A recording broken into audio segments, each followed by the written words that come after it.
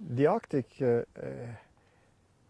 has been or is an important part of the global system because I mean it's one of the big cold regions, and the contrast between the cold and the warm regions at low latitudes that is driving the whole atmospheric system and the climate system.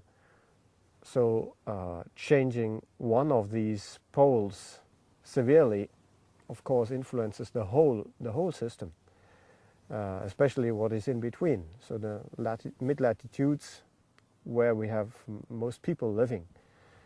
So when we change the Arctic system, we change the global system more or less, at least the hemispheric system, the northern hemisphere. And the Arctic is highly variable in itself compared to the Antarctic, because here we have this complex pattern of land and ocean, and we have the polar ocean, which is ice covered most of the time.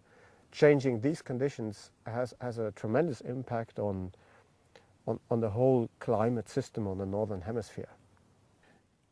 The importance of the Arctic in the climate system has been acknowledged more and more in recent years. So it is natural that you study this system.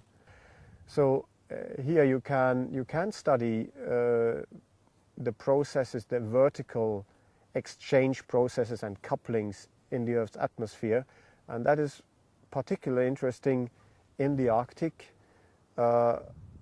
Because here we have seen some very important coupling processes. For example, one of the best known circulation and pressure patterns, the North Atlantic Oscillation, seems to be, which you have at the surface or in the lowermost part of the atmosphere, is very strongly linked to what's going on in the Arctic stratosphere, where you have a similar pattern, but it's more centered around the North Pole, the so-called Arctic Oscillation. And investigating these two systems together gives you a lot of information, and which is very important for making the models, the climate models, working properly.